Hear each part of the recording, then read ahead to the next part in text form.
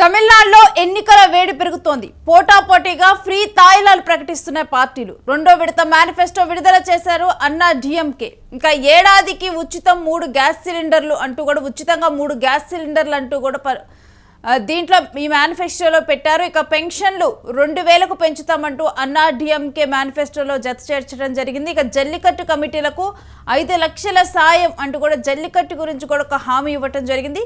జల్లిపట్టులో గాయపడ్డ వారికి 2 లక్షల పరిహారం అంటూ కూడా, ఇక జల్లికట్టు మృతుల కుటుంబాలకి 10 లక్షల పరిహారం అంటూ కూడా ఈ విధంగా జల్లికట్టుకు సంబంధించి కూడా మేనిఫెస్టోలో మెన్షన్ చేయడం జరిగింది. ఇక విద్యార్థులందరికీ రుణమాఫీ అంటూ కూడా పళనిస్వామి ఒక మేనిఫెస్టోను రిలీజ్ చేశారు. ఇక ఇదే అంశానికి సంబంధించిన డీటెయిల్స్ మా ప్రతినిధి వెంకట్ అడిగి తెలుసుకుందాం. వెంకట్, అన్నా డిఎంకే మేనిఫెస్టో రెడీ అయిపోయినట్లుగా తెలుస్తోంది. కంప్లీట్ డీటెయిల్స్ ఏంటి అన్నా డిఎంకే మేనిఫెస్టో మీద?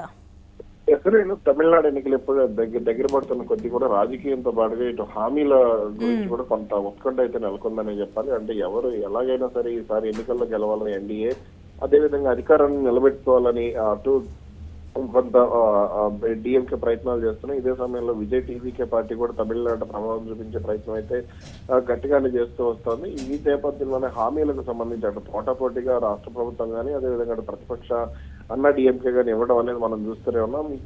జనవరి 16న తొలి మేనిఫెస్టోను అన్నా డిఎంకే ప్రకటించింది. ఆ తర్వాత మహిళలకు ఎక్కువగా ప్రాధాన్యత ఇచ్చారు. అదేవిధంగా గ్రామీణ ఉపాధి కానీ అలాగే తమిళనాడు అమ్మగా పిలుచుకున్నటువంటి జయలలితకు సంబంధించి మాజీ ముఖ్యమంత్రి జయలలిత ఏదైతే కొన్ని స్కీమ్స్ తీసుకొచ్చారో వాటిని కూడా కొనసాగిస్తూ వాటిని పునఃప్రవేశపెట్టే దిశగా కూడా అన్నా డిఎంకే కొంత మేనిఫెస్టోని అయితే రెడీ చేయడం జరిగింది. రేషన్ కార్డు ఉన్న వాళ్లకు నెలకు 2000 ఆర్థిక సహాయం, అదేవిధంగా ప్రస్తుతానికి అయితే డిఎంకే ప్రభుత్వం 1000 రూపాయలు ఇస్తోంది. దీన్ని 2000కు పెంచుతా ఉంటూ కూడా చెప్పడం జరిగింది.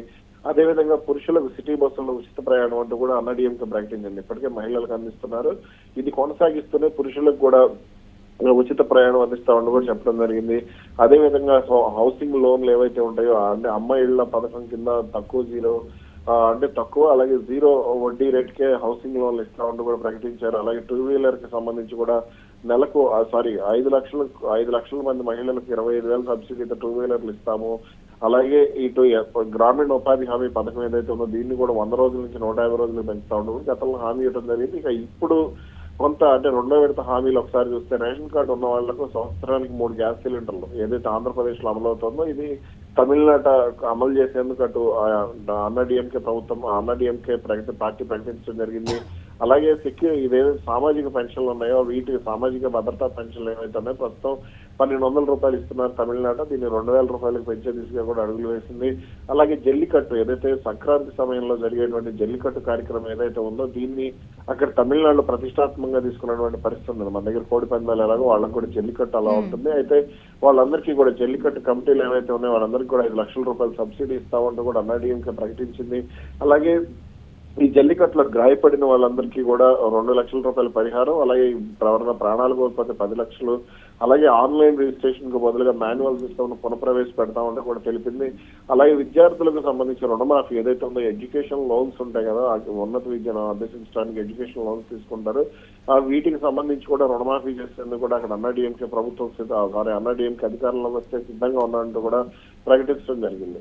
ఎస్ వెంకట్, ఈ మేనిఫెస్టో మీద ప్రజల నుంచి స్పందన ఏ విధంగా ఉంది? అదేవిధంగా వీటిలో అంటే ప్రజలు ఎక్కువగా కూడా మెచ్చుకునేటువంటి ఏదైనా అంశం పొందుపరచడం జరిగిందా?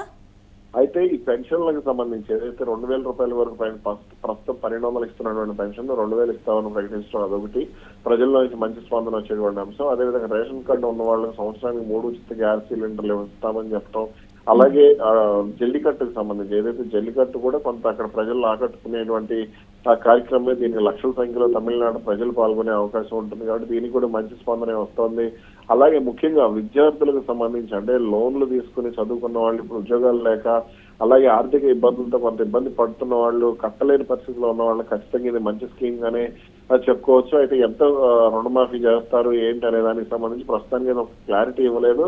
అలాగే ఇక్కడ మహిళలకు సంబంధించి సహకార బ్యాంకుల నుంచి తీసుకున్న రుణాలు ఏదైతే ఉన్నా వికలాంగులకు మాఫీ చేస్తామంటూ ప్రకటించడం, అదేవిధంగా మహిళలకు కూడా కొంత రుణాలు కూడా ఇస్తామంటూ కూడా ప్రకటించడం, ఇవన్నీ వీటికి అయితే మంచి రెస్పాన్స్ వస్తుందని చెప్పాలి. ముఖ్యంగా ఈ పెన్షన్ స్కీమ్ కి అలాగే విద్యార్థుల రుణాల మాఫీకి మాత్రం మంచి రెస్పాన్స్ వస్తుంది. ఎస్ వెంకట్, మరలా కూడా మీ దగ్గర నుంచి డీటెయిల్స్ తీసుకుంటాం. ఇక తమిళనాడులో ఎన్నికల వేడి పెరుగుతోంది. ఇప్పుడు ఫ్రీ తాయిలాలు పోటా పోటాపోటీగా పార్టీలు ప్రకటిస్తూ ఉన్నాయి. ఎక్కడైనా కానీ ఎన్నికలు వచ్చిన సమయంలో మనం చూస్తూ ఉంటాం, అక్కడున్న పార్టీలు పోటాపోటీగా కూడా తాయిలాలు ప్రకటిస్తూ ఉంటాయి. ఫ్రీ ఫ్రీ ఫ్రీ పథకాలు ఎక్కువగా కూడా మేనిఫెస్టోలో పొందుపరుస్తూ ఉంటారు. ఇక అన్నా డిఎంకే కూడా ప్రజలను ఆకర్షించే విధంగా ఉచితంగా 3 సిలిండర్లు అంటూ కూడా ఇప్పుడు ఏపీలో ఏ పథకం అయితే అమలవుతుందో ఆ పథకాన్ని తమ మేనిఫెస్టోలో పెట్టింది. ఇక పెన్షన్లు 2000కు పెంచుతాం, ప్రస్తుతం ఉన్న 1200 రూపాయల పెన్షన్లు 2000కు పెంచుతామంటూ కూడా అన్నా డిఎంకే తమ మేనిఫెస్టోలో పొందుపరచడం. ఇక దీని మీద కూడా ప్రజల నుంచి మంచి స్పందన వస్తుంది. ఇది ఒక మంచి అంశంగా. ఇక జల్లికట్టు కమిటీలకు 5 లక్షల సాయం, జల్లికట్టులో గాయపడ్డ వారికి 2 లక్షల పరిహారం, జల్లికట్టులో మృతుల కుటుంబాలకి 10 లక్షల పరిహారం అంటూ కూడా జల్లికట్టుకు సంబంధించింది కూడా మేనిఫెస్టోలో పెట్టడం.